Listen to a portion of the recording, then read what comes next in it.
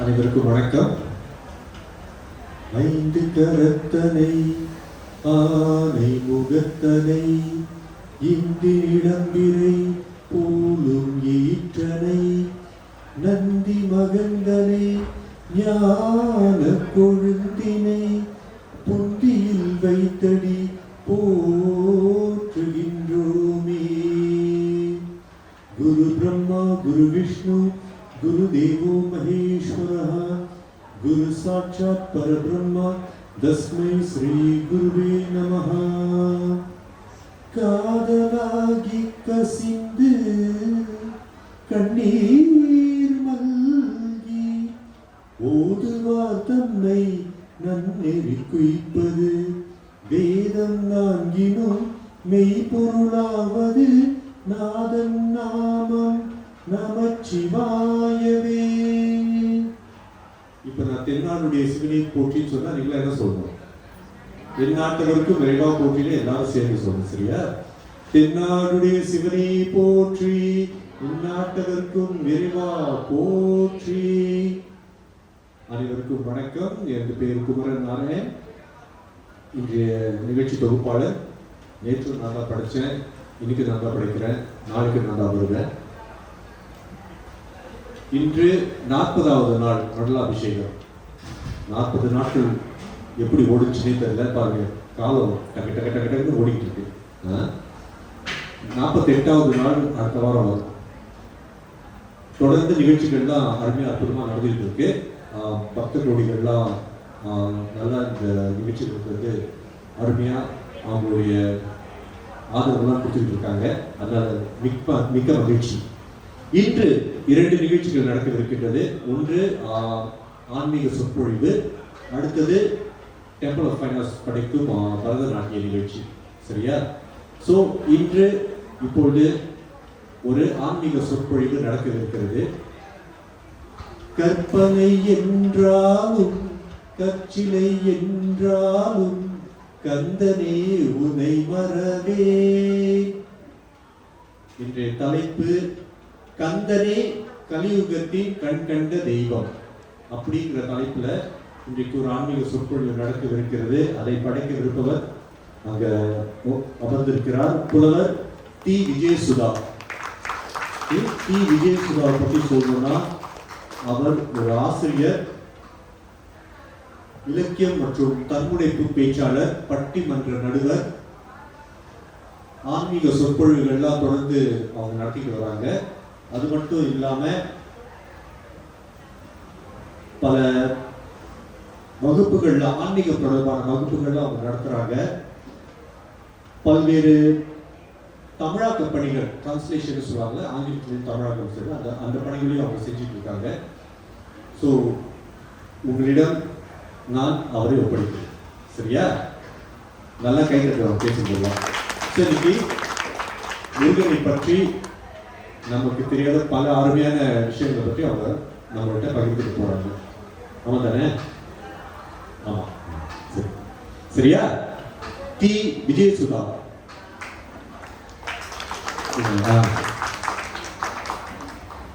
திகழ சக்கர செம்முக மைந்தலான் சகட சக்கர தாமரை நாயகன் அகட சக்கர விண்மணி யாவுரை விகட சக்கர மெய்ப்பதம் போற்றுவோம். சிவசிவ என்கிற தீவினையாளர் சிவசிவ என்றிட தீவினை மாறும் சிவசிவ என்றிட தேவரும் ஆவார் சிவசிவ என்றிட சிவகரிதானே. தென்னாடுடைய சிவனே போற்றி எந்நாட்டவர்க்கும் இறைவா போற்றி காவாய் கனக திரளே போற்றி கைலை மலையானே போற்றி போற்றி. முருகா மனமும் சிவஞானம் உணர அறிவும் உனது புகழ் ஓதானாகும் ஓத கேட்டு உவந்து இனிய நதி போல பெருகா விழியும் உடையேனை பிறவிக்கடலில் வீழாமற் பேணி எடுத்து இங்கு பிரியா விரிஞ்சை பதிவாலும் முருகா வருக. சதுர்வேத முதல்வா வருக. வினை தீர்க்கும் முனைவா வருக. மலராறு முகவா வருக. திருமாலின் மருகா வருக. மயிலேறு மன்னா வருக. அடியார்கள் வாழ்வே வருக. தெய்வ சிகாமணியே வருக வருக.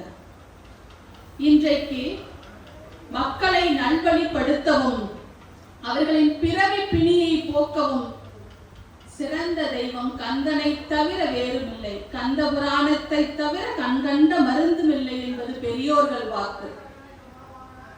அப்படி கந்தனுடைய கதையை கேட்பதும் சொல்வதும் என்பது மிகுந்த புண்ணியத்தை விளைவிக்கும். அத்தகைய அரிய பேச்சினை எனக்கு வழங்கிய இந்த வாய்ப்பு என்பது என் வாழ்நாளில் கிடைத்த பெரும் பேராக எண்ணி மகிழ்கின்றேன். அப்படி கலியுக வரதனாய் கண்கண்ட தெய்வமாய் விளங்கும் முருகப்பெருமானை பற்றி இந்த அரங்கத்தில் பேசுவதற்கும் அதனை பற்றி சிந்திப்பதற்கும் வாய்ப்பளித்த எல்லாம் வல்ல ஸ்ரீ முனீஸ்வர பெருமானுக்கும் ஆலய மேலாண்மை குழு உறுப்பினர்களுக்கும் மற்றும் என்னுடைய பேச்சை கேட்பதற்காக வந்திருக்கும் அன்பார்ந்த சிவநேய செல்வர்களுக்கும் புகநேய செல்வர்களுக்கும் என் உடன்பிறவா சகோதரிகளுக்கும் சகோதரிகளுக்கும் தமிழ் வழி சொந்தங்களுக்கும் மற்றும் எல்லோருக்கும் அவர்கள் பாத கமலங்களை தொட்டு என் வணக்கத்தினை நான் தெரிவித்துக் கொள்கின்றேன்.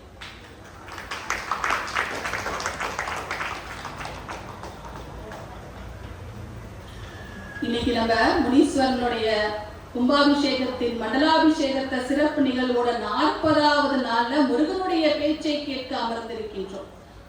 இதெல்லாம் எல்லாருக்கும் வாய்க்காது, ஒரு அருமையான நிகழ்வு. அதனால இந்த முனீஸ்வரன் கோவிலை பற்றியும் இந்த கும்பாபிஷேகத்தை பற்றியும் சில செய்திகளை சொல்லிவிட்டு நான் தலைப்பிற்குள் சொல்லலாம் என்று நினைக்கின்றேன். அதாவது எப்பவுமே கும்பாபிஷேகம் தொடங்குவதற்கு ஒரு 10 நாட்கள் முன்பு தொடக்க விழா நிகழ்வுகள் நடக்கும். அது எல்லா இடத்துலையும் பார்த்திருப்பீங்க. ஆனா எங்க திருத்தலத்தில் விக்னேஸ்வர பூஜையுடன் கோமாதா பூஜை, அஸ்வ பூஜை நடத்தப்பெற்றது. குதிரைக்கு பூஜை செய்ததை பார்த்திருக்கீங்களா? அந்த பூஜை செய்து எங்கள் ஆலயத்தின் குடமுழுக்கு தொடங்கப்பட்டது. இதெல்லாம் போற்றுதற்குரிய விஷயம். நம்ம நினைக்கலாம் இதெல்லாம் சாதாரண விஷயம் தானே. 12 கால யாக வேள்வி பூஜைகள் இங்க நடந்துச்சு. புலம்பெயர்ந்த நாட்டில் இதெல்லாம் சாத்தியமானா கிடையவே கிடையாது. ஏன்னா சதுர்வேதங்களாலும் 28 ஆகம விதிகளாலும் தகுந்த ஆச்சாரியர்கள் கொண்டு சைவாச்சாரியர்கள், வேத விற்பனர்கள், ஓதுவார் பெருமக்கள் என பெரும் திரளாக வரவழைக்கப்பட்டு இந்த யாகங்கள் நடத்தப்பட்டது. அதாவது இந்த ஆலய மேலாண்மை குழுவினர் சொன்ன ஒரே வாக்கியம் அதுதான், நாங்க புலம்பெயர்ந்து வாழ்ந்தாலும் கூட நம்முடைய தர்ம நிலையிலிருந்து சிறிதும் தவறாது நாங்கள் இந்த கும்பாபிஷேகத்தை நடத்த வேண்டும் என்று அவர்கள் சொன்னது ரொம்ப பாராட்டுக்குரிய விஷயம். ஏன்னா நம்ம கோயிலை பத்தி நம்மளே சொல்லணும்னா வேற யாரும் சொல்லுவா. அதனாலதான் இந்த செய்திகள் எல்லாம் உங்களுக்கு சொல்லிட்டு தொடங்கலாம்னு நான் நினைச்சேன். அது மட்டும் இல்ல, இந்த முனீஸ்வரன் பத்தி சொன்னோம்னா சொற்பதம் கடந்த அற்புத கடவுள்னு சொல்லலாம். அதாவது முனீஸ்வரன் அருள்பாலிக்கும் தலங்கள் 1000 இருக்கலாம். ஆனாலும் இந்த திருத்தலத்தில் அமர்ந்திருக்கும் முனீஸ்வரன் தனித்தன்மை, தனி சிறப்பு வாய்ந்தவர். அமர்ந்த நிலையில் அருள்பாலிக்கும் இந்த முனீஸ்வரர் தனது வலது காலை தொங்கவிட்டும் இடது காலை மடித்தும் அன்பின் வடிவமாக பாதுகாவலனாக கேட்டவர்களுக்கு சகல சௌபாக்கியங்களையும் அள்ளி கொடுப்பவராக, அறம் பொருள் இன்பம் வீடு என்னும் 4ஐயும் அள்ளி தருபவராக, கருணையின் வல்லலாக, சிங்கப்பூர் மக்களின் குலசாமியாக இந்த முனீஸ்வரர் அருள்பாலிக்கின்றார். இதெல்லாம் எதுக்கு நான் சொல்லணும்? ஏனென்றால் பக்த கோடிகளாக இவ்வளவு மெனக்கடல்கள் இந்த கும்பாபிஷேகத்துல நீங்க பாத்தீங்கன்னா நிறைய மெனக்கடல்கள். இதெல்லாம் எதற்கு? இப்ப பாருங்க, இந்த 48 நாள் மண்டலாபிஷேக விழா எல்லா கோயிலையும் ஒரு 20 நாள் 30 நாட்கள் நடத்துவது பெரும் விஷயம். இங்க 48 நாட்கள் தொடர்ந்து நடத்திட்டு வராங்க. அதுக்கெல்லாம் என்ன காரணம்? ஆலயம் என்பது ஆத்மாக்களை நன்னெறிக்கு அழைத்து செல்லக்கூடிய இடம். அதைத்தான் இங்க பரவாம செய்துட்டு வராங்க. அதனால பக்த கோடிகள் ஆகிய நீங்கள் இந்த திருத்தலத்திற்கு அந்த முனீஸ்வரன் அருளை பெற வேண்டும் என்று சொல்கின்றேன். அது மட்டும் இல்ல, இந்த சிவாச்சாரியர்கள் சொல்றது அதுதான். இந்த திருத்தலத்திற்கு வரும் பக்த கோடிகள் முனீஸ்வரன் முதலாக நவகிரகங்கள் ஈராக இருக்கக்கூடிய அத்துணை தெய்வங்களை யாரெல்லாம் வணங்குகிறார்களோ அவர்கள் 16 வித செல்வங்கள் பெற்றதோடு அவர்களின் 21 தலைமுறையும் ஓங்கி வளரும் என்று சொல்லி வைத்திருக்கிறார்கள். அதனால நீங்க தவறாத அடிக்கடி இந்த கோயிலுக்கு வர வேண்டும் என்ற ஒரு வேண்டுகோளை உங்களுக்கு வைத்துவிட்டு நான் இந்த தலைப்புக்குள்ள போறேன். இங்க எல்லாருக்கும் தெரியும் எத்தனை யுகங்கள் இருக்குன்னு தெரியுமா? யுகங்கள் 4. கிருதாயுகம், திரேதாயுகம், துவாபர யுகம், கலியுகம். கிருதாயுகத்தில் பிரம்மனும் திரேதா யுகத்தில் ஸ்ரீ ராமச்சந்திரமூர்த்தியும், துவாபர யுகத்தில் ஸ்ரீ கிருஷ்ண பரமாத்மாவும், கலியுகத்தில் முருகப்பெருமானும் வரமருளும் மூர்த்திகள் என்று நம்ம வேதங்கள் சொல்லுது. நான் சொல்லல, வேதங்கள் சொல்லுது. ஏன்னா கலிகாலம் அப்படி என்ன கலிகாலம்? அதர்மம் தலைவிரித்து ஆடுகின்ற கலிகாலம். நீங்க நாட்டில் நடக்கிற செய்தி எல்லாம் கேட்டு பாருங்க. நம்ம சிங்கை பாதுகாப்பான நகரம், மற்ற நாடுகளில் மற்ற தேசங்களில் நடக்கும் செய்திகளை நீங்க யோசித்து பாருங்க. அப்ப அதர்மம் தலைவிரித்து ஆடுகின்ற பாவங்கள் நிறைந்த இந்த கலியுகத்தில் மக்கள் எப்படி வாழ்க்கையை கடத்த போகிறார்கள் என்று காட்டில் இருந்த முனிவர்கள் ஒரு காலத்தில் அஞ்சு நடுங்குகின்றனர். அப்ப 18 புராணங்களை எழுதிய வேதவியாசர் ரொம்ப அழகா சொல்றாரு, கலியுகத்தின் துன்பத்தை போக்குவதற்கு கந்தவேலின் ஈடு இணையற்ற கீர்த்தி தான் அவர்களை காப்பாற்றுன்றார். இதுவும் புராண செய்தி தான். இப்படி புராணங்களும் வேதங்களும் அன்றைக்கே சொல்லி வச்சுட்டு சென்றன அந்த முருகப்பெருமானுடைய அனுகிரகத்தை பத்தி. இப்ப இதை வலியுறுத்தும் ஒரு பாடல், ஒரு அருமையான பாடல். இதெல்லாம் சங்க இலக்கியத்துல இருக்கு. இன்றைக்கு நேற்றைக்கு எழுதப்பட்டதில்லை, கிட்டத்தட்ட 2000 ஆண்டுகளுக்கு முன்பு எழுதப்பட்ட ஒரு பாடல். தாமரை புரையும் காமர் சேவடி பவளத்தன்ன திகழொளி என்று அந்த பாடல் அப்படியே போகும். குன்றி ஏக்கும் உடுக்கை குன்றின் அஞ்சுபட எரிந்த செஞ்சுடர் சேவலம் கொடியோன் காப்ப ஏம வைகள் எய்தென்றால் உலகேன்னு அப்படி அந்த பாடல் போகும். எதற்காக இந்த பாடலை நான் சொல்கின்றேன் என்றால், 2000 ஆண்டுகளுக்கு முன்பே ஒரு தமிழன் பதிவு செய்துதான் பாருங்க. இந்த உலகம் யுகங்கள் கடந்தாலும் சரி, லட்சம் ஆண்டுகள் கடந்தாலும் சரி, இந்த உலகத்தை காத்து ரட்சிக்க கூடியவன் முருகப்பெருமான் தான் அப்படின்னு அன்னைக்கே எழுதி வச்சுட்டு போயிட்டாங்க. அப்ப குன்றம் எறிந்த குமரவேல் வழிபாடு என்பது இன்றைக்கு நேற்றைக்கு வந்த வழிபாடு அல்ல, பல்லாயிரம் ஆண்டுகளுக்கு முந்தைய வழிபாடு. நம்ம பழந்தமிழ் பாடல் ஒண்ணு கேள்விப்பட்டிருப்போம், கல் தோன்றி மண் தோன்றா. எத்தனை பேர் கேட்டிருக்கீங்க? அப்ப கல் தோன்றி மண் தோன்றானா என்ன? கல் தோன்றிச்சா, மண்ணு தோன்றலையா. அப்ப எத்தனை மில்லியன் ஆண்டுகளுக்கு முன்பு பாருங்க. அப்ப ஏன்னா ஆதி காலத்தில் வாழ்ந்த மக்கள் மலைகளில் தான் வாழ்ந்திருக்கிறாங்க. அதுக்கப்புறம் தான் முல்லை நிலம், மருத நிலம் என்று நிலப்பரப்புக்கு வந்திருக்காங்க. அப்ப மலைகளில் வாழ்ந்த மக்கள் கொண்டாடும் தெய்வமாக முருகப்பெருமான் இருந்திருக்கான்.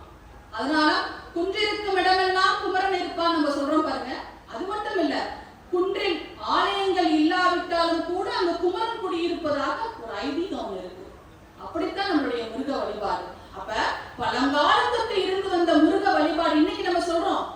எல்லாரும் முருகா முருகா முருகா என்று சொல்கின்றார்கள், கண்கட்ட தெய்வம் என்று சொல்கிறார்கள் அப்படின்னு நம்ம இன்னைக்கு கேட்கலாம். ஏன் இப்படி? அறுபடை வீடுகளை நீங்க எங்கேயாவது இப்ப போக முடியுதா? எவ்வளவு கூட்டம், அலைமோதுகின்ற கூட்டம் பார்த்திருக்கீங்களா? நம்ம எல்லாம் ஏன்னு நினைச்சிருக்கோமா? காலங்காலமாக முருக வழிபாடு இருக்கின்றது.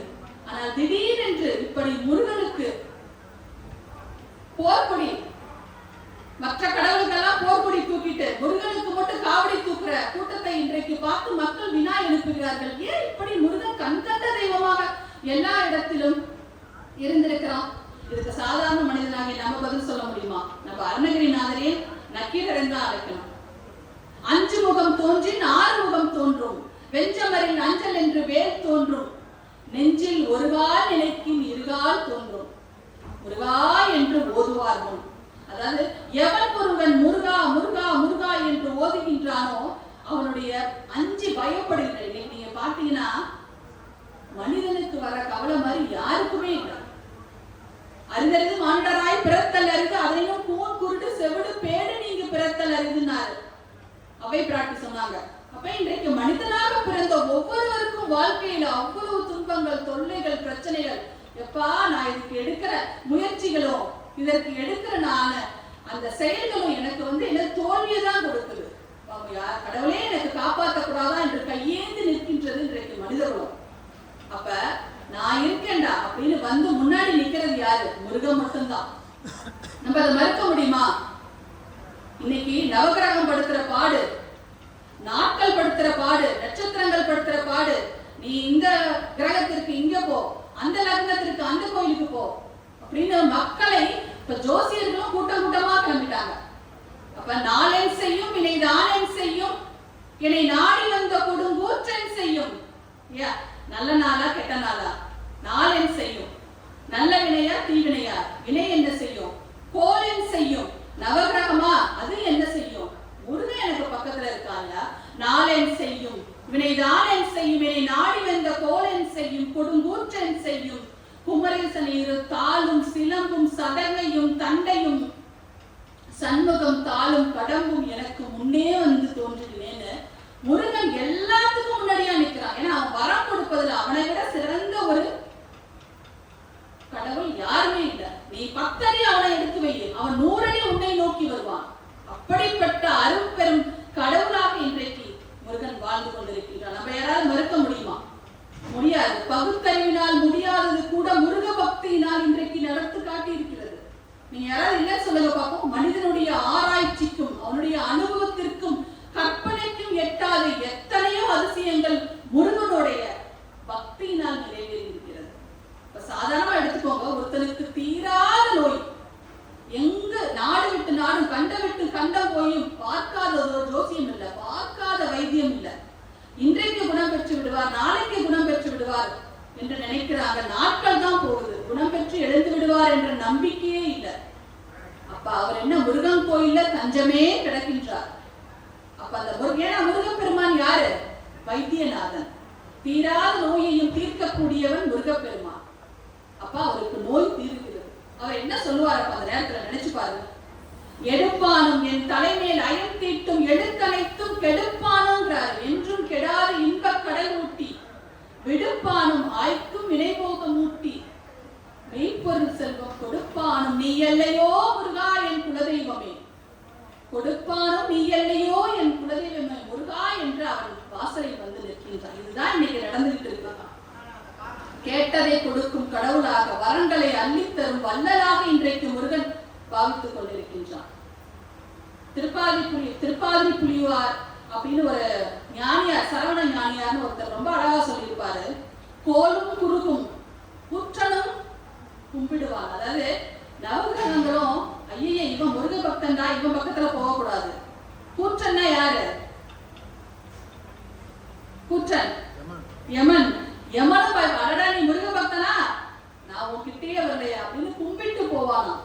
அப்படிப்பட்ட சக்திகள் படைத்தவன் நம்ம முருகப்பெருமான். இப்படி முருகப்பெருமானுடைய கதையை நம்ம சொல்லிட்டே போகலாம். எடுத்துக்காட்டா ஏன்னா கூட நான் சொல்லுவேன். அப்ப ஒவ்வொருத்தருக்கும் இப்ப தலைநோவு என்பது எல்லாருக்கும் வரும் போகும். ஆனா தலைநோவே வாழ்க்கையா வச்சுட்டு இருக்கவங்க யாருன்னு கேட்டு பாருங்க, என் தோழிகளுக்கு தெரியும். அப்படி தீராத நோய், எதை தின்னால் பித்தம் தெளியும் என்று வாழ்ந்து கொண்டிருந்த நிலைன்னு கூட அப்ப சொல்லலாம். அப்ப என் வீட்டுக்கு ஒரு சகோதரி சொல்றாங்க, திருச்செந்தூர் கடவுளுக்கு வேண்டி 8, ஏன்னா என்னுடைய பேச்சு அனுபவம் எல்லாமே பார்த்த என் தோழிகளுக்கு மற்றவர்களுக்கும் தெரியும். ராமாயணம், ஸ்ரீ ராமச்சந்திரமூர்த்தி இப்படியாக போய்கொண்டிருந்த காலம் என்னுடைய காலம். அப்ப எனக்கு ஒரு சகோதரி சொல்றாங்க, திருச்செந்தூர் முருகனுக்கு 8 வாரங்கள் வேண்டிக் கொண்டு. நான் நினைச்சேன் 20 வருடங்களாக தீராத நோயா எனக்கு திருச்செந்தூர் முருகனிடம் போனா தீர்ந்துவிடும் என்ற ஒரு லேசான சிரிப்பு தான். என்னுடைய சகோதரி அடிக்கடி கேட்பாங்க, முருகனை பத்தி நீங்க பேச மாட்டீங்க, எந்த ஒரு கடவுளாக இருந்தாலும் அதனுடைய சொரூபம் காட்டப்பட்டால் மட்டுமே நம்ம அதுக்கு ஆட்படுவோம். அப்படிதான் எனக்கும் நம்பிக்கை இல்ல. 8 வாரம் இருப்பதெல்லாம் சரி, அவர்களுக்காக இருப்போம் என்ற ஒரு நம்பிக்கை எனக்கு பிறந்தது.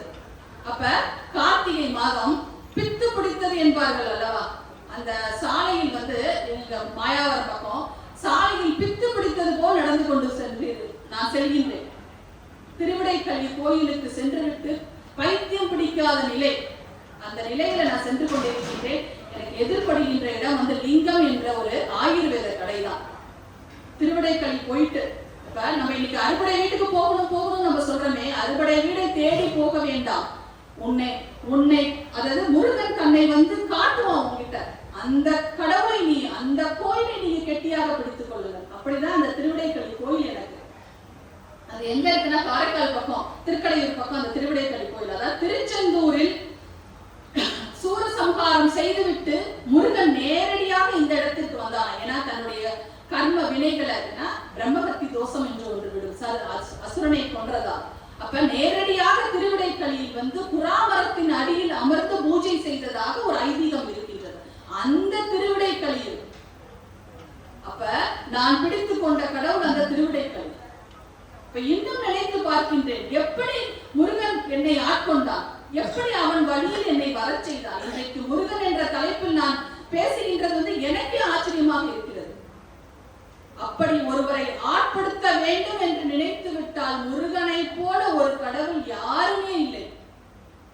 நம்ம நினைப்போம், வாரியார் சுவாமிகள் ரொம்ப அழகா சொல்வார். ஏன்னா நிறைய பேர் நம்ம நினைப்போம், முருகனை வேண்டுகிறோம், நான் வேல்மாறல் படிக்கின்றேன், முருகன் கோயிலுக்கு போகின்றேன், நான் நினைத்தது நடக்கவில்லை, எனக்கு ஏன் இவ்வளவு கஷ்டம் கொடுக்கிறேன்னு.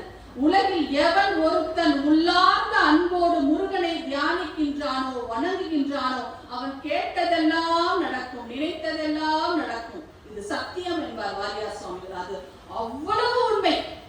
முருகனை நம்பினவர்களை அவன் என்றைக்குமே கைவிட மாட்டான். நான் முன்னாடியே சொன்ன மாதிரி நெஞ்சில் ஒரு கால் நினைக்கு, நீங்க ஒரே ஒரு தடவை அவனை நினைச்சுன்னா இருகால் தோன்றும். அவன் மனக்கவலை மாற்றல்ல வல்லவன் அந்த முருகன். இப்படி முருகனுடைய கதையை நீங்க திரைப்படங்கள்ல கூட பார்த்திருப்பீங்க. நிறைய திரைப்படங்களாக இருக்கட்டும், நிறைய வாட்ஸ்அப் ஸ்டேட்டஸ் எல்லாம் வந்துகிட்டே இருக்கு முருகனை பற்றி. ஒரு பாடலாசிரியர் ரொம்ப அழகா சொல்லியிருப்பாரு, நான் வந்தது வைணவ சமயம், ஆனால் இன்றைக்கு முருகா முருகா முருகா முருகா என்று சொல்லிக் கொண்டிருக்கின்றேன். அப்ப கண்டம் விட்டு கண்டம், தேசம் விட்டு தேசம், இனம் மொழி எல்லாம் வேறையா இருக்கும், ஆனா முருகாம்பா. அப்படி இன்றைக்கு தூக்கி கொண்டாடும் தெய்வமாக அந்த முருகன் இருக்கிறார். இப்படி முருகனுடைய கதையை ஒவ்வொருத்தருக்கும் ஏற்பட்ட அனுபவங்களையும் தருணங்களையும் நம்ம சொல்லிக்கிட்டே போகலாம். இருந்தாலும் கூட அந்த புராண செய்திகளை ஒட்டி நம்ம அந்த புராண செய்திகளையும் நம்ம சொல்லணும்னு நினைக்கிறேன். ஏன்னா இன்றைக்கு முருகன் பற்றி என்றால் அந்த பாடலை பாடுங்க, உங்களுக்கு கோடிகள் கிடைக்கும், இந்த பாடலை பாடுங்க, உங்களுக்கு லட்சங்கள் கொடுக்கும், இந்த நட்சத்திரத்துக்கு இந்த கோயிலுக்கு போங்க என்றுதான் சொல்லுகின்றார்களே ஒழிய முருகனுடைய கந்த புராணத்தை, திருப்புகளை, அவருடைய வேல்மாறலை உள்ளார்ந்த அன்போடு பெறுகள் அவனுக்கு தெரியும். வேண்டுவன வேண்டியது ஈபவன் முருகன், உனக்கு என்ன கொடுக்கணும்னு அவனுக்கு தெரியும். அதைத்தான் நான் எனக்கு சொல்றேன். அதனால கந்த புராண செய்திகளை சிலவற்றை உங்களுக்கு சொல்லலாம் என்று நினைக்கின்றேன். நம்ம எல்லாருக்கும் தெரியும் புராணங்கள் எத்தனைன்னு தெரியுமா? புராணங்கள் மொத்தம் 18. அதுல 10 புராணம் சிவபுராணம், 4 புராணம் விஷ்ணு புராணம், 2 பிரம்ம புராணம், 1 அக்னி புராணம், இன்னொன்று சூரிய புராணம். இப்ப புராணங்களில் மிகச் சிறந்தது சிவபுராணங்கள் என்று சொல்வார்கள். அதிலும் சிறந்தது வேதங்களின் சாரம்சத்தை உள்ளடக்கியது இந்த ஸ்கந்த புராணம் தான். அதுல ஒரு பிரிவுல சிவரகசிய காண்டத்தை பற்றி கச்சியப்ப சிவாச்சாமிகள் கந்த புராணம் என்று எழுதுகின்றார். எவன் ஒருத்தன் இந்த கந்த புராணத்தை கேட்கின்றானோ அவனுடைய கெடுதல்கள், அவனுடைய தீவினைகள் அழியும் என்பது சத்தியமான வாக்கு. நீங்க பார்த்திருப்பீங்க, முருகன் அந்த சூரர்களின் கொடுமையை அழித்தானே வழிய அவங்க அழிக்கல. அப்ப கொடியவர்களை அடியவர்களாக மாற்றினான். அது போலத்தான் நம்ம கந்த புராணம் எந்த புராணமாக இருக்கட்டும், நீங்க கேட்டு பாருங்க, உங்களுடைய தீவினைகள் கொஞ்சம் கொஞ்சமாக அழிக்கப்பட்டு கெட்ட எண்ணங்கள் நீங்க பெறும் என்பது சத்தியமான வாக்கு. சுப்பிசிவாயா ஒரு அழகா ஒரு கதை ஒன்று சொல்லுவார். அதாவது ஒரு பரம ஏழை, ஒரு விவசாயி தினமும் ராமாயணம் கேட்க செல்கின்றான். தினந்தோறும் செல்கின்றான். அப்பொழுது அவருடைய மனைவிக்காரன வேலைய ராமாயணத்தை கேட்டு இப்ப என்ன நடக்க போகுது, தினந்தோறும் ராமாயணம் போய் கேட்கிறீங்களே, என்ன நடக்க போகுது என்கிறார். 10 நாட்கள் கழிகின்றன. அப்ப அவருடைய மனைவி என்ன செய்கிறார், நம்ம குப்பை எல்லும் மூங்கில் கூட தெரியுமில்ல, எல்லாருக்கும் தெரியுமில்ல, கிராமப்புறங்களில் வைத்திருப்பார்கள் குப்பை எல்லும், இந்த சாணி எல்லும் மூங்கில் கூடைகள், அதை எடுத்து வந்து தண்ணீரில் மோந்து மோந்து 10 முறை காட்டுகிறார். ஏதாவது தண்ணீர் இருக்குமா இந்த கூடையில? எதுவுமே இல்லை. அப்ப அவருடைய மனைவி சொல்கிறார், இதுதான் உங்களுடைய நிலைமை. ராமாயணம் கேட்க 10 நாளைக்கு போனீங்கல்ல, இந்த மூங்கில் கூடையில ஏதாவது தண்ணி தேங்கிச்சா? அது போலதான் உங்க கதை என்று சொன்னோன்னா அந்த விவசாயி ரொம்ப அழகா சொல்றாரு, தண்ணி தான் தேங்கல, ஆனா 10 முறை நீ அதுல முக்கி முக்கி எடுக்கும் பொழுது அந்த கூடையில் உள்ள அழுக்கு நீங்கிச்சு. அது போல என் உடம்புல இருக்க அழுக்கு, என் மனசுல உள்ள அழுக்கு நீங்கிச்சு அப்படின்னா. அப்படித்தான் புராணம் கேட்கின்ற கதை. அப்ப சூரசம்ஹாரம்ன்ற செய்தி என்ன சொல்லுது? கொடியவர்களை அடியவர்களாக மாற்றும் திறன் படைத்தவன் முருகன் என்றுதான் நமக்கு சொல்கின்றது. அப்ப அது மட்டும் இல்ல, கந்த புராணத்தின் இப்ப சிவாலய திருத்தலத்தில் உட்கார்ந்து கொண்டு முருகனை பற்றி பேசுகின்றாலே சிவனை பற்றி பேசாமல் அப்படி என்று சில பேர் நினைப்பார்கள். என்னிடமே சில பேர் கேட்டார்கள். அதற்கான பதிலாக இந்த கந்த புராண கருவாக ஒன்று நான் சொல்ல விரும்புகின்றேன். தேவர்கள் படாத பாடுபடுகிறார்கள். சூரபத்மனிடம் பட்டு அகப்பட்டு படாத பாடுபடுகின்றார்கள். இறைவனிடம் சிவபெருமானிடம் சென்று முறையிடுகிறார்கள். எங்களுடைய மான மரியாதை கௌரவம் எல்லாம் இழந்து வாழுகின்றோம், எங்களை காப்பாற்றுவதற்கு வழி இல்லையா இறைவா என்று கேட்கின்றார்கள். ஏன் தேவாதி தேவர்களுக்கு அப்படி ஒரு பிரச்சனை துன்பம்? ஏன் அவங்க அவ்வளவு கஷ்டப்படணும்? அவர்கள் செய்த குற்றம் என்ன? அவர்கள் செய்த குற்றம் சிவ நிந்தனை. நல்லா கேட்டுக்கோங்க, இன்னைக்கு நம்ம எல்லாம் எவ்வளவு குற்றங்கள் செய்றோம். தேவர்கள் செய்த சிவ நிந்தனையால் தான் அவர்கள் சூரபத்மனால் அவ்வளவு கொடுமைக்கு ஆளாகி இருக்கின்றார்கள். சிவ நிந்தனை என்பது மன்னிக்க முடியாத குற்றம். சிவனடியார்களால் கண்டிப்பாக தண்டனை கிடைக்கப்படும். அப்படி என்ன தேவாதி தேவர்கள் வந்து நிந்தனை செய்தார்கள் சிவனை? நமக்கு எல்லாரும் கேட்க தோன்றும் அல்லவா? தக்கன் என்று உங்களுக்கு எல்லாருக்கும் தெரிஞ்சிருக்குன்னு நினைக்கிறேன். தக்கன் பிரம்மனின் மகன் தக்கன். அவன் கேட்கலாம் பிரம்மன்ட்ட போய், தேவா, தேவாதி தேவனாய் இருக்கின்ற பிரம்மதேவரே, உயிருக்கு உயிராய் உயிருக்கு பதியாய் விளங்கும் கடவுள் யார்? இங்க முக்தி கொடுக்கக்கூடிய கடவுள் யார்? எல்லாம் வல்ல பரம்பொருள் யார் என்று கேட்கின்றார். அவர் சிவபெருமானை காட்டுகின்றார். சிவபெருமானுக்கு பெருந்தவம் ஏற்றுகின்றார். சிவபெருமான் நேரில் தோன்றுகிறார். நம்ம எல்லாம் என்ன கேட்போம்? சிவபெருமான் நேரா வந்தா ஒரு பொண்ணுக்கு ஒரு செயின் போடணும், காரு பங்களா கேட்போமா? அந்த சிவபெருமானின் அருளை தானே வேண்டி நிற்பாமா? அது கேட்கல. தக்கன் உமாதேவியரை மகளாக பெற வேண்டும், நீ எனக்கு மருமகனாகணும் கேட்கிறான். சிவபெருமானும் கொடுத்து அருள்கின்றார் அந்த வரத்தை. வரம் வாங்கியவன் அமைதியாக இருக்க வேண்டும் அல்லவா? வரம் வாங்கிவிட்டு நன்றி கெட்டத்தனமாய் அந்த சிவனையே எதிர்க்கின்றான். சிவபெருமானை எதிர்க்கின்றான். தேவாதி தேவர்களுக்கு ஆணையிடுகின்றான், யாரும் சிவபெருமானை வணங்க கூடாது, சிவபெருமானுக்கு அபிர்வாகம் கொடுக்க கூடாது என்று. தரிசி முனிவரும் நாரதரும் உமாதேவியாரும் எல்லாரும் எடுத்து சொல்றாங்க, யாருமே கேட்கல. தக்கன் யாகங்களை செய்கிறான், தேவர்களுக்கு அள்ளி அள்ளி கொடுக்கின்றான் தான தர்மங்கள். தேவர்களும் எல்லாவற்றையும் பெற்றுக் கொள்கின்றார்கள். கடைசியில் சிவபெருமானின் நெற்றிக்கல்லிருந்து புறப்பட்ட வீரபத்ரரும் உமாதேவியிடமிருந்து பிரிந்த பத்ரகாளியும் தக்கனுடைய வேள்வியை அழித்து அவனுடைய ஆணவத்தை அடக்குகின்றார்கள். அப்ப இதுக்கெல்லாம் துணை போனது யாரு? தேவர்கள். அப்ப தேவர்கள் படணும் தானே. அந்த சூரபத்மனுக்கு வரம் கொடுத்தது யாரு? எல்லாம் வல்ல சிவபெருமான் தான். 1008 அண்டங்கள், பிருத்திவி அண்டங்களையும் 108 சதுர் யுகங்கள் ஆளுவதற்கு எங்குமே செல்லக்கூடிய இந்திரஜாலம் என்ற ஒரு பேரை கொடுத்தறியதும் இந்த சிவபெருமான் தான். அழியா வரத்தை கொடுத்ததும் சிவபெருமான் தான். இங்க சூரபத்மன் தரிகட்ட ஆடுகின்றான். இங்க தேவர்கள் சிவபெருமானிடம் வரம் கேட்கின்றார்கள், அப்பா எங்களை காப்பாத்துங்க. அப்ப வரம் கொடுத்தது இவரு, வரத்தை திரும்பி வாங்க முடியாது. இங்கு தேவர்கள் சிறைப்பட்டுட்டாங்க சூரபத்மன், அவங்களையும் காப்பாத்தணும். அப்ப என்ன நினைக்கிறார்? ஒரு இக்கட்டான பாருங்க, சிவபெருமானுக்கு எல்லாத்தையும் படைத்த சிவபெருமானுக்கே ஒரு இக்கட்டான நிலை. அப்ப தனக்கு நிகராக ஒரு அவதாரத்தை படைக்க வேண்டும். அப்ப முருகன் என்பவன், இப்ப நீங்க கேட்கிற கேள்விக்கு பதில் இதுதான். சிவ திருத்தலத்தில் அமர்ந்து முருகனை பற்றி பேசுகிறோமே என்று ஒரு காலம் எண்ண வேண்டாம். முருகப் பெருமான் என்பது சிவபெருமானின் ஒரு அம்சமே. அவன் சிவனாகவே பாவிக்கப்பட வேண்டவன், சிவனாகவே போற்றப்பட வேண்டியவன். ஒரு நாளும் முருகனும் சிவபெருமானும் வேறு அல்ல என்பதை நாம் உணர வேண்டும். அப்ப சிவபெருமான் தன்னுடைய 6 முகங்களில் இருந்தும் நெற்றிக் கண்களை திறக்கின்றார். 6 கணற்பொறிகள் தோன்றுகின்றன. அந்த கணற்பொறிகளோட வெம்மை தாங்க முடியாம உமாதேவியரே உழுந்து ஓடுறாங்க. உமாதேவியரும் தேவாதி தேவர்களும் விட்டு ஓடுகின்றார்கள். அப்புறம் முருகப்பெருமான் அக்னியிடம் வாயு பகவானிடம் இந்த கணற்பொறிகளை கங்கையில் விடுமாறு பணிக்கின்றார். அப்படியே கங்கையும் சரவண பொய்கையில் கொண்டு சேர்க்கின்றார். அப்ப சரவண பொய்கையில் கார்த்திகை பெண்களால் 6 உருவங்களாக முருகப்பெருமான் அவதரிக்கின்றார். அனாதியாய் ஒன்றாய் பலவாய் பிரம்மமாய் நின்ற மேனியாய் கருணை கூர் முகங்கள் 6 கரங்கள் 12 ஒரு திருமுருகன் வந்தாங்கு உதித்தனன் உலகம் அப்படிங்கிறார் கச்சியப்ப சுவாமிகள்.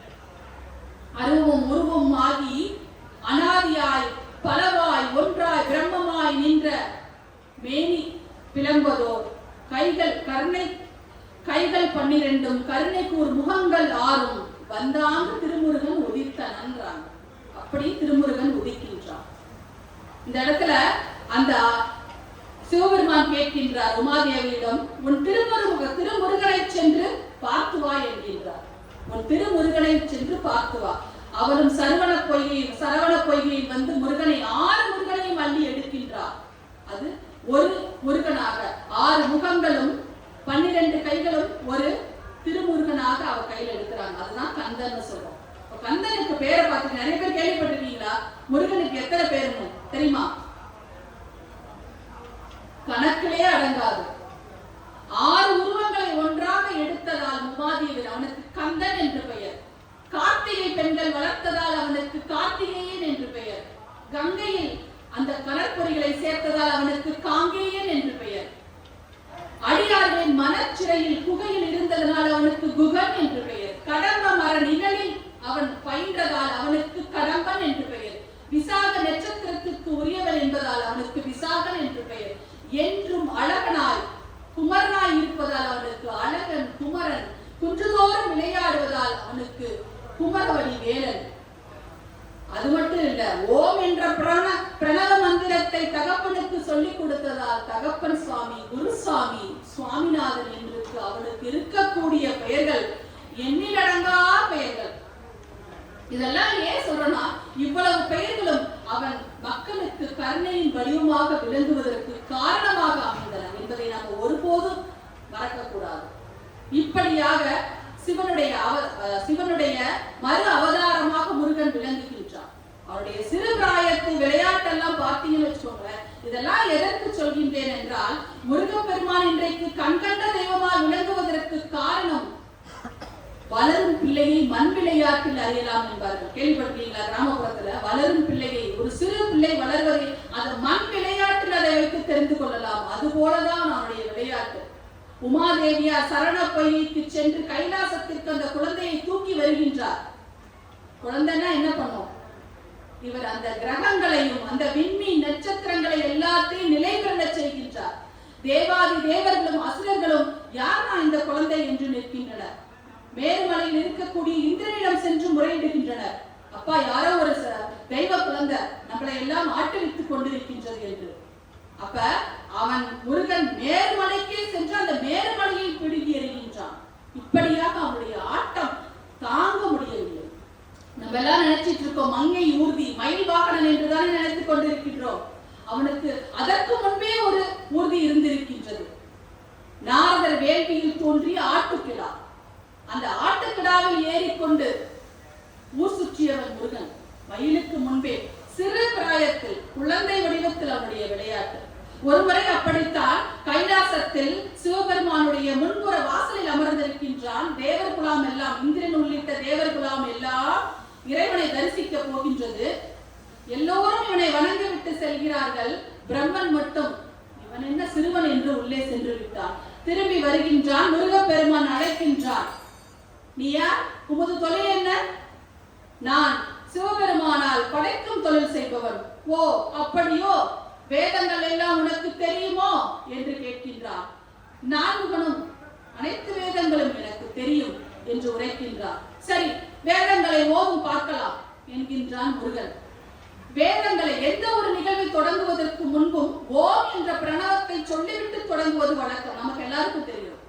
ஓம் என்று சொல்லிவிட்டு நான்குகன் வேதங்களை ஓத தொடங்குகின்றான். அப்பொழுது முருகன், நிறுத்து, ஓம் என்று சொன்னாய், அந்த பிரணவத்தின் பொருள் என்ன? பிரம்மன் சொல்ல முடியாமல் தவிக்கின்றான், வெட்கின்றான், விழிக்கின்றான். என்ன சொல்வது? ஓம் என்ற அந்த மந்திரத்தில், அதாவது வேதங்கள் கற்றறிந்த நான்குகளுக்கே சொல்ல தெரியவில்லை ஓம் என்ற பிரணவத்தின் மந்திரம், அந்த பொருள். சற்று திகைத்து நிற்கின்றான். ஏனென்றால் ஓம் என்ற குடில் அந்த பிரணவத்தின் பொருள் பறந்தது. சொல்ல முடியாமல் தவிக்கின்றான். ஓம் என்ற பிரணவத்திற்கு பொருள் தெரியாமல் நீயா படைப்பு தொழில் செய்கின்றாய் என்று அவனை ஒரு குட்டி பிரம்மனை சிறையில் அடைக்கின்றான் முருகப்பெருமான். எப்படிப்பட்ட கதை நினைச்சு பாருங்க சார். அப்ப இந்த இடத்துல கச்சியப்ப சுவாமியார் ரொம்ப அழகா சொல்வாரு. அதாவது நான்குகள் எல்லா படைப்பு தொழிலை செய்கின்ற நான்குகளுக்கே ஓம் என்ற பிரணவத்தின் பொருள் தெரியல. ஆனா இன்னைக்கு நம்ம என்ன பண்றோம்? ஏதோ சில விஷயங்களை கற்றறிந்து கொண்டு எல்லாம் தெரிந்தது போல ஆட்டம் ஆடிக்கொண்டிருக்கின்றோமே என்று கேட்கின்றார். அப்படி ஓம் என்ற பிரணவத்தின் பொருள் தெரியாததால் உன்னை சிறையில் அடைக்கின்றேன் என்று அழைத்துவிட்டு படைப்பு தொழிலை நானே நடத்துகிறேன். இப்ப சிறு பிராயத்தில் முருகப்பெருமான் படைப்பு தொழிலை கையில் எடுக்கின்றார். அந்த கந்த வெற்பிலிருந்து ஒரு முகம் தோன்றுகின்றது, 4 கைகள் வருகின்றன, படைப்பு தொழிலை ஆரம்பிக்கின்றார். பெருமாளுக்கு இந்த செய்தி செல்கின்றது.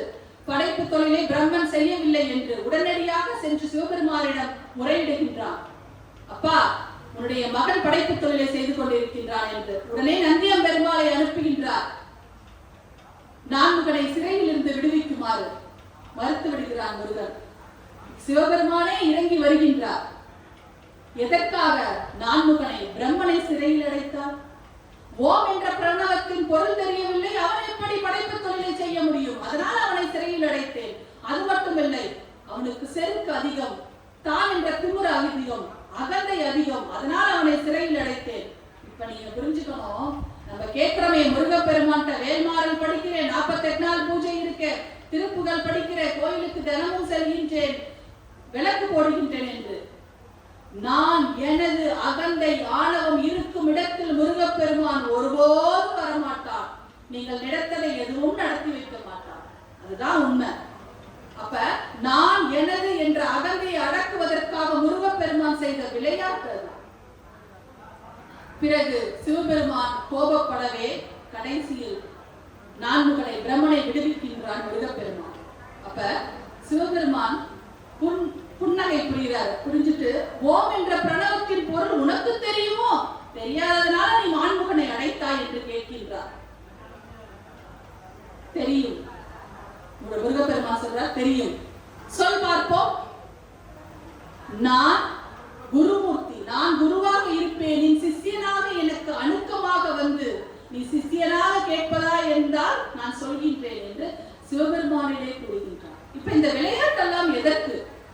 முருகப்பெருமான் சிவபெருமான் முருகப்பெருமானை குரு உயரத்தில் வைத்து பார்க்கின்றார். அதைத்தான் இந்த செய்தி, இந்த புராண செய்தி நமக்கு சொல்கின்றது. இது மட்டுமல்ல, அவன் விளையாட்டுகளை கேட்டால் நம்ம அருணகிரிநாதருடைய பாடல் தான் எனக்கு ஞாபகத்திற்கு வருகின்றது. ஏழ்மையில் ஏறி விளையாடு முகம் ஒன்று, ஈசனுடன் ஞானமொழி பேசு முகம் ஒன்று, எல்லாருக்கும் கூறுபாடி யார்கள் வினை தீர்க்கும் முகம் ஒன்று, வேலறிந்து எல்லாரும் அமைதியா இருக்கீங்களே. 2 லைன் தான் தெரியும். அப்ப அருணகிரியார் ரொம்ப அழகா அவருடைய விளையாட்டுகளை சொல்வார். ஒவ்வொரு முகமாக வேல்வாங்கி நின்ற முகம் ஒன்று, அந்த வள்ளியுட மனம் புரிய வந்த முகம் ஒன்று, ஆறுமுகம் ஆன பொருள் நீ அருள வேண்டும் என்று சொல்லுவார். ரொம்ப அழகா அவருடைய விளையாட்டுகளை அந்த அருணகிரிநாதர் பாடல்களில் அழகாக லயித்திருப்பார். இப்ப இந்த அருணகிரிநாதர் சொன்ன அந்த 6 முகத்தை போலவே நக்கீரர் பெருமான் சொன்ன 6 முகத்தை நான் சொல்லணும்னு நினைக்கின்றேன். கேள்விப்பட்டிருக்கீங்க? நக்கீரர் எழுதிய திருமுருகாற்றுப்படை. நம்ம எல்லாருக்கும் இப்ப திருப்புகள் தெரியும், தேவாரம் திருவாசகம் தெரியும். தேவாரம் திருவாசகம் திருப்புகள் முன்பாகவே 500 ஆண்டுகளுக்கு முன்பாகவே எழுதப்பட்டது திருமுருகாற்றுப்படை, நக்கீரர் இயற்றிய திருமுருகாற்றுப்படை. இந்த நக்கீரர் யார் என்று தெரியுமா? என்ன நம்மள கேள்வி கேட்கிறாங்க, எங்களை பேச வந்துட்டு நினைக்க வேண்டாம். நெற்றிக்கண் திறப்பினம் குற்றம் குற்றமே என்று உரைத்த நக்கீரர் அவர். அப்ப இறைவன் சிவபெருமானுடைய சண்டையிட்டவர் அந்த நக்கீரர் பெருமான். அதனால் வெம்மை நோயால் சிவபெருமான் சண்டை போடலாமா? நெற்றிக்கண்ணில் இருந்து கணற்பொறிகள் புறப்பட்டு அவருக்கு தொழுநோய் ஏற்படுகின்றது. கொற்றாமரை குளத்தில் சென்று போய் விழுகின்றார். தாங்க முடியவில்லை, தொழுநோயால் அவதிப்படுகிறார். சிவபெருமானே, உன்னை பேசியது தவறு, எனக்கு இந்த வினை வந்துவிட்டதே, என்னை தீர்த்தருவாயா என்று கேட்கின்றார். உடனே சிவபெருமான் கையிலுக்கு சென்றால் இந்த நோய் தீரும் என்று சொல்கின்றார். உடனே தான் இருக்கும் இடத்தில் இருந்து நக்கீரர் புறப்பட்டு செல்கின்றார் திருப்பரங்குன்றத்தில். ஏன்னா எப்பவுமே சிவனடியார்கள் சிவனுக்கு பூஜை செய்வது வழக்கம். அப்படி ஆலமரத்தின் அடியில் உட்கார்ந்து பூஜை செய்து கொண்டிருக்கின்றார் நக்கீரர் பெருமான். ஏன் இந்த கதையெல்லாம் சொல்றேன்னா, திருமுருகாற்றுப்படை தோன்றிய வரலாறு அது. ஆலமரத்தின் அடியில் அமர்ந்து சிவனுக்கு பூஜை செய்து கொண்டிருக்கின்றார் நக்கீரர் பெருமான். அப்பொழுது ஒரு இலை விழுகின்றது ஆலமரத்தில் இருந்து. அந்த இலை பாதி பறவையாகவும் பாதி மீனாகவும் மாறுகிறது. ஒண்ணு நீரை நோக்கி இழுக்கின்றது, இன்னொன்று பறவையை இழுக்கின்றது. அப்ப அந்த நேரத்தில் அவருடைய கவனம் சிதறிவிடுகிறது. பாருங்க, சிவ பூஜையில் இருக்கும் சிவனடியார்களின் கவனம் சிதறிவிட்டால் என்ன நடக்கும் என்று. அப்ப நக்கீரனுடைய கவனம் சிதறிவிட்டது சிவ பூஜையில் இருந்து. அப்போ அங்கு தோன்றிய கக்கிமுகி என்ற ஒரு பூதம் அவரை குகையில் அடைத்து விடுகின்றது. இந்த குகை என்ற இதும் ஞாபகத்திற்கு வந்திருக்கும். திருத்தணியில் உதித்தருளும் ஒருத்தன் மலை விருத்தன் எனது உலத்திருரை கருத்தன்மையில் நடத்துபவன் வேலு. வேல்மாறல் எத்தனை பேர் படிச்சுட்டு இருக்கோம்? அப்ப அந்த ஒரு வரி வரும் தெரியுமா? தமிழ் பலகை இருக்கும் தமிழ் புலவன் இசைக்குறுகி வரை குகையை இடித்து வழி காணும். அப்ப அந்த கக்கிமுகி என்ற பூதம் நக்கீரரை ஒரு குகையில் வைத்து அடைத்து விடுகிறது. அங்கு ஏற்கனவே 999 புலவர் பெருமக்கள் இருக்கிறாங்க. அவங்களும் சிவ பூஜையில கவனம் செலுத்தாதவர்கள். அவர்கள் எல்லாம் அவரை திட்டுகிறார்கள்.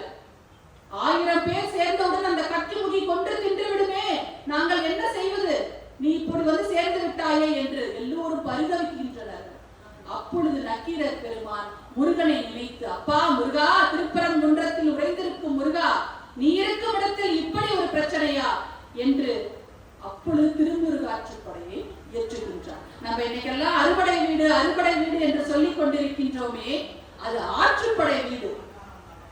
முருகன் எங்கு அமர்ந்திருக்கிறான் என்பதை சொன்ன வீடு அதுதான் அறுபடை வீடாக மாறி வந்திருக்கின்றது. அறுபடை வீடு எல்லாருக்கும் தெரியும் தானே? முதல் படை வீடு எது? திருப்பரங்குன்றம். இரண்டாவது திருச்சீரலைவாய், மூன்றாவது திருஆவினன்குடி, நான்காவது திரியேரகம், குன்றுதோராடல், பழமுதிர்ச்சோலை என்ற அறுபடை வீட்டை பற்றி முதலில் சொன்னவன் இந்த நக்கீரர் பெருமான் தான். நம்ம இன்னைக்கு திருப்புகழ் வேல்மாறல் படித்துக் கொண்டிருக்கின்றோம். அந்த நக்கீரர் இயற்றிய திருமுருகாற்றுப்படையை எவன் ஒருத்தன் படித்தால் அவனுக்கு எல்லாவித நன்மைகளும் கிடைக்கும். நக்கீரர் தாமுரைத்த நன்முருகாற்றுப்படையை தற்கோல நாடோறும் சாற்றினார். மாமருகன் மனக்கவலை தீர்த்தருளி நினைத்த எல்லாம் மாமருகன் முருகன் வந்து மனக்கவலை தீர்த்தது அருளி எல்லாம் நினைத்த எல்லாம் தருவான். அப்படிப்பட்ட சிறப்பு பொருத்தியது அந்த திருமுருகாற்றுப்படை. அதுல ரொம்ப அழகா சொல்லியிருப்பாங்க ஆறுமுகத்தை பற்றி. அதாவது இவர் சொன்ன அருணகிரிநாதர் சொன்ன ஆறுமுகம் வேறு, நக்கீரர் சொன்ன ஆறுமுகம் வேறு. கதிர் பரப்பு முகமா ஒரு முகம். அப்படின்னா இந்த உலகம் வந்து இருளால் சூழ்ந்து கிடக்கின்றது. அது முருகனுடைய திருமுகம் தான் கதிரை பரப்பி கொண்டிருக்கின்றதாம் ஒரு முகம். இன்னொரு முகம் வரங்களை அள்ளி தரும் முகம். நான் முன்னரே சொன்னது போல்தான், வரம் கொடுப்பதில் முருகனுக்கு மட்டும் அவ்வளவு அலாதி. நீ 10 அடி எடுத்து அவனை முன்னோக்கி நடந்தால் அவன் 100 அடி எடுத்து வைத்து உன்னை காப்பான். அப்படி வரங்களை அள்ளி அள்ளி தருபவனாம் ஒரு முகம். அடுத்து மூன்றாவது முகம், தெரியாத பொருளையும் இன்றைக்கு நூல்களிலும் வேதங்களிலும் சொல்லாத பொருளை எடுத்து காட்டும் ஒரு முகமா. 3 முகம் ஆயிடுச்சா? 4வது முகம், வேள்விகள் செய்து வரும் வேத விற்பனர்கள் அந்தணர்களை காக்கும் முகம் ஒரு முகம். ஒரு முகம் போர் முகமா, பகைவர்களை அழிக்கக்கூடிய முகம் ஒரு முகம். 6வது முகம் வள்ளியோடு மனம் புரிந்த முகம். அதாவது இல்லற வாழ்வில் இருந்து அனைத்து சுகபோகங்களையும் அனுபவிக்க வேண்டும் என்று சொல்லாம சொல்கின்றது ஒரு முகம். இப்படி 6 முகத்தையும் அழகாக சொல்லியிருப்பார். அது மட்டும் இல்ல, அந்த திருமுருகாற்றுப்படையில நீங்க எடுத்துக்கிட்டீங்கன்னா ஆற்றுப்படை வீடுகள் பற்றியும் அங்கு முருகனுடைய நிலை எப்படி, அவன் மாண்பு எப்படி, எப்படியெல்லாம் வழிபட்டால் என்னவெல்லாம் தரலாம் என்பதை எல்லாம் சொல்லக்கூடியதாக அந்த திருமுருகாற்றுப்படை அமர்ந்திருக்கும். அதுலயும் முருகப்பெருமானின் புகழ்மொழிகள் என்று இருக்கும் பாருங்க, அதை நீங்க படித்தாவே போதும். எனக்கு இன்றைக்கு நான் செய்கின்ற காரியத்தில் வெற்றி நினைக்க வேண்டும், வெற்றி தர வேண்டும் என்று நினைத்தால் அந்த புகழ்மொழிகளை வாசித்தால் போதும் என்கிறார்கள். இது நான் சொன்ன உண்மை இல்லை, ஆன்றோர்கள் சொன்ன உண்மை. இந்த அவையினருடைய ஒப்புதலோடு அதை படிக்கலாம் என்று எடுத்து வந்திருக்கின்றேன்.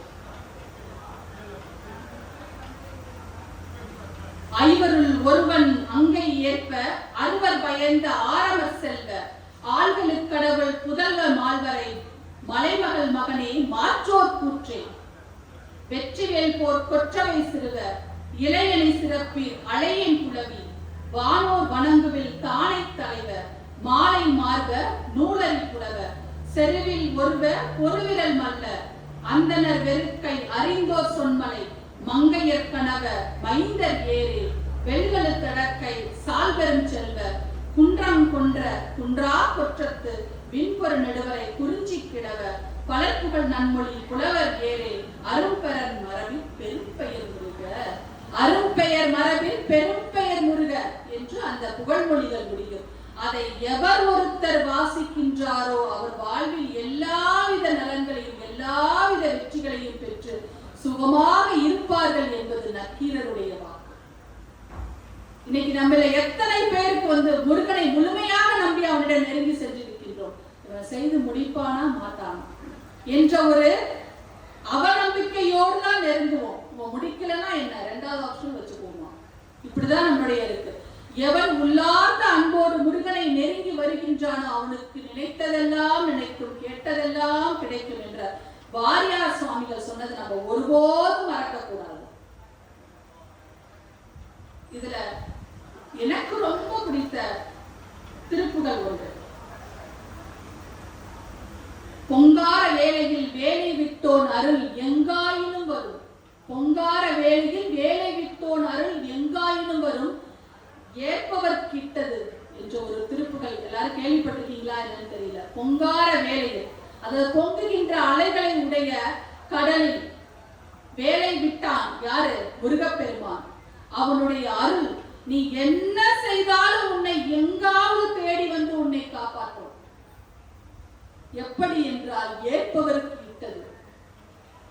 நீ இறந்து, அதாவது முருகப்பெருமானை நெருங்க வேண்டும் என்றால் ஒரே ஒரு ரகசியம் சொல்கின்றேன். நீ உன்னிடம் வந்து இறந்து நிற்கின்றவர்களுக்கு உன்னால் முடிந்த ஒரு உதவியை நீ செய்தால், தர்மம் இட்டால், ஏற்பவருக்கு இட்டால், உனக்கு வழித்துணையாவது மட்டுமல்ல முருகப்பெருமானை உன்னிடம் அழைத்து வரச் செய்வதும் அந்த தர்மம், நீ இட்ட தர்மம் என்பதை ரொம்ப அழகாக அருணகிரிநாதர் சொல்வார். அவ்வை பிராட்டியோட ஒரு பாடல் நீங்க கேட்டிருப்பீங்க. தென்னை மரத்திற்கு இட்ட நீர் எப்படி உனக்கு வந்து சேரும்? இளநீராக வந்து சேரும். தென்னை மரத்திற்கு நீ நீரிட்டால் எது போல, நீ செய்கின்ற அறத்தை போல எப்படியாவது வந்து உனக்கு நன்மை பயக்கும். அது போலத்தான் நீ முருகப்பெருமா, நீ ஒரு ஏற்பவருக்கு இட்டது தர்மம் செய்த உனக்கு அந்த ஒரு தர்மம் வந்து உனக்கு எப்படியாவது வந்து உதவி செய்யும் என்பதைத்தான் அந்த பாடல் உனக்கு சொல்லி இருக்கின்றது. இப்படி முருகப்பெருமானை பற்றி நம்ம சொல்லிக்கொண்டே போகலாம். கண்கண்ட தெய்வமாய் கலியுக வரதனாய் வாழ்ந்து கொண்டிருக்கும் முருகப்பெருமானை பற்றி முடிக்கவோ, அதாவது கந்தபுராணத்தை சொல்வதற்கு ஒரு நாள் ஆகும், அவருடைய திருப்புகளை சொல்வதற்கு ஒரு நாள், அவனை சொல்லிக்கொண்டே போகலாம். இருந்தாலும் கடைசியாக ஒரே ஒரு பாடலை சொல்லிவிட்டு என்னுடைய உரையை முடிக்கலாம் என்று நினைக்கின்றேன்.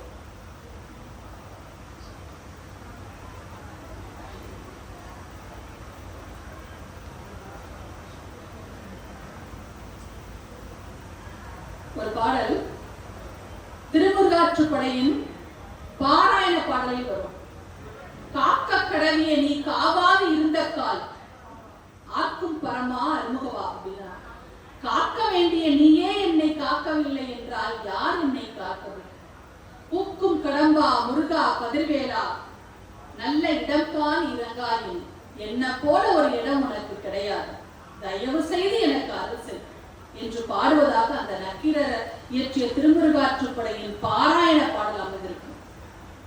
அதுபோல முருகா என்னை காக்கும் தெய்வமே, நீ இல்லை என்றால் நான் இல்லை என்று மனமுருக ஒருவர் வேண்டினால் அவன் முன்னே வந்து அவன் முகம் தோன்றும், அவனுடைய அருள் கிடைக்கும் என்று சொல்லி இந்த அரிய வாய்ப்புக்கு நன்றி சொல்லி என்னுடைய உரையை முடிக்கின்றேன். நன்றி, வணக்கம்.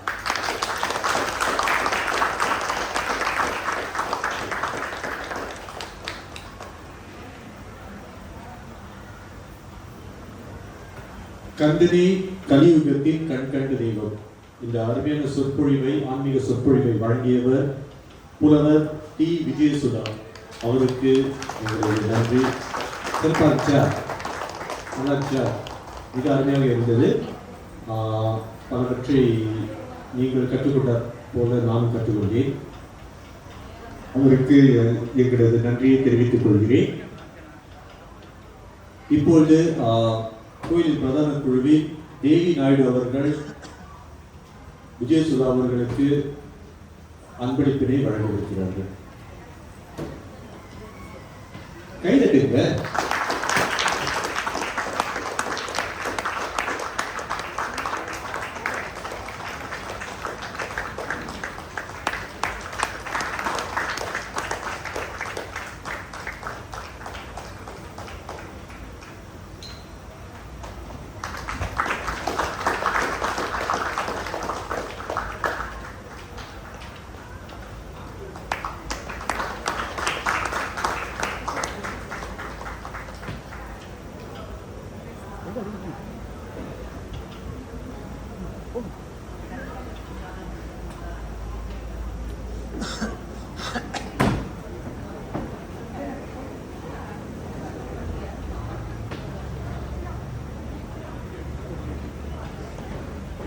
திருமூர் காற்றுப்படை ஏற்றியது யாரு? நக்கீரர். திருப்புகள் அருணகிரிநாதர்.